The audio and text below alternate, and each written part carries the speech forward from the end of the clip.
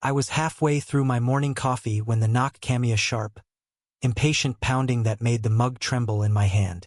I opened the door expecting maybe a delivery, but instead I was met with a figure that could have stepped straight out of every bad HOA nightmare post I'd ever read. There she stood, HOA Karen herself, puffed up like she'd just swallowed the sun, wearing oversized sunglasses despite the overcast sky, a clipboard clutched in one hand like it was a royal decree.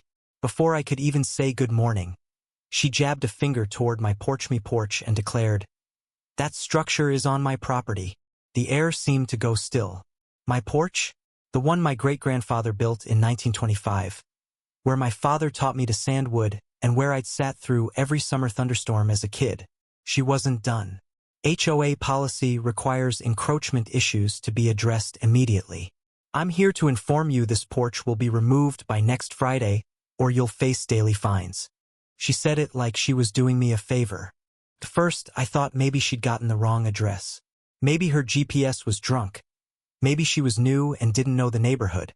But then I saw the smug tilt of her chin, the self-satisfied curve of her lips. She wasn't mistaken, she was on a mission. My stomach tightened. I told her calmly that this porch had been part of the property for a century, that I had the original deed, the survey maps, and photos going back 4 generations. But she cut me off, talking over me like a kindergarten teacher correcting a slow child. The HOA board has already discussed this. The property lines are different now. You're in violation. End of discussion. She started scribbling on her clipboard, like her pen was the law itself. Something in me snapped, not in anger.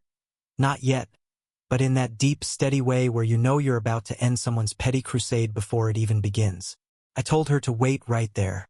I disappeared inside, went straight to the old cedar chest in my study, and pulled out the big leather-bound family album.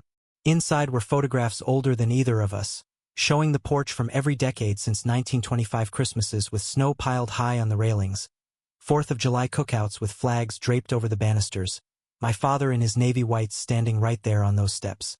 Alongside them, I had the original hand-drawn survey from the county dated 1924, the matching deed, and every successive update that proved beyond doubt that my porch was not only on my property, but my property had actually been slightly encroached upon by her own backyard fence. When I returned, Karen didn't even look at the documents at first. She just stood there with that permanent HOA smirk, clearly ready to dismiss whatever I had as irrelevant. But when I opened the album and laid the documents on the porch rail, her eyes flickered for just a second. She still tried to stand her ground, saying the new HOA property maps showed otherwise. I asked her point-blank who had drawn those maps, because I'd be happy to get the county assessor involved. That's when her voice got sharper, and she accused me of threatening HOA officials, as if verifying legal property boundaries was some kind of crime. And that's when the twist walked right into my driveway, a beat-up pickup truck with the county seal on the side, and my neighbor Eddie climbing out. Eddie's not just a neighbor. He's the county's senior land surveyor and a man with the patience of a saint until someone messes with property records. He was there to drop off some tools he'd borrowed, but when he heard Karen barking about updated HOA maps, his eyebrows shot up. Updated by who? He asked. And when Karen proudly named a private surveying company hired by the HOA, he nearly laughed. That's not legal for boundary changes. Only county records count. And county records haven't changed here in over 100 years. Karen's face went red, then white. She started to bluster about HOA authority and community standards. But Eddie shut that down fast. HOA rules don't overwrite recorded deeds. And if you've been enforcing fines based on false maps, you might want to talk to a lawyer before you talk to anyone else. I could see her calculating, realizing she might have walked into something much bigger than she'd planned. That's when I decided to press the advantage. I pulled out my phone, opened the camera, and started recording. I calmly explained the history of the porch, the deeds, the survey records, all while Eddie stood there confirming every word. Karen tried to step out of frame, muttering about private conversations, but I reminded her she was standing on my property, making legal threats. The more I spoke, the more flustered she became, until finally she turned on her heel and stormed off, shouting over her shoulder that this isn't over. But we both knew it was. I wasn't done, though. That evening, I uploaded the video to our neighborhood's private forum. Within an hour, it had been shared to the HOA's official page. And by morning, people were tagging me in comments demanding answers from the board. Turns out, Karen had pulled similar stunts on at least 3 other homeowners, each time citing those bogus, updated maps. And this was only the beginning of the storm that would strip every ounce of power from her smug little clipboard.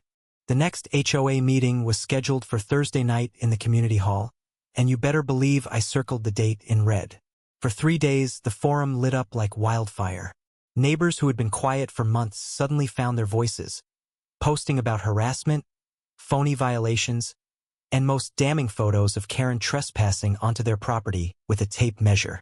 The updated maps were getting called out as fraud, and Eddie even posted a screenshot of the county's official parcel boundaries, highlighting the exact spots where the HOA's fake maps didn't match reality. By the time I walked into that meeting, the air was electric. The usual smugness on the board members' faces was gone, replaced with the tight-lipped tension of people bracing for impact. Karen sat in the middle seat, her usual position of power, but her clipboard was nowhere to be seen. She tried to start the meeting with the standard pleasantries, but the murmurs from the crowd drowned her out. Then I raised my hand. Before we get into the agenda, I'd like to address the fraudulent property claims made against me and several other homeowners. She cut in instantly. We can't discuss ongoing enforcement actions, but I didn't give her the chance to steamroll me. I set the leather-bound album on the table in front of me, then connected my laptop to the projector. The big screen lit up with the video I'd taken on my porch, Karen in full view, declaring my porch was hers while ignoring century-old deeds. Gasps and whispers filled the room. When Eddie's voice chimed in on the video, stating on record that the HOA's maps were invalid, the crowd's reaction shifted from shock to outright outrage. Karen tried to shout over the playback, claiming the video was taken out of context. But I had already queued up the county website with the official boundary map. Context doesn't change the law, I said, my voice calm but carrying through the hall. And the law says my porch is mine. In fact, the law says you've been trespassing. Eddie stood up then, holding a manila folder. I've submitted a formal complaint to the county attorney's office regarding the falsified maps. If any fines were issued based on them, they're not only invalid, they could be considered fraud.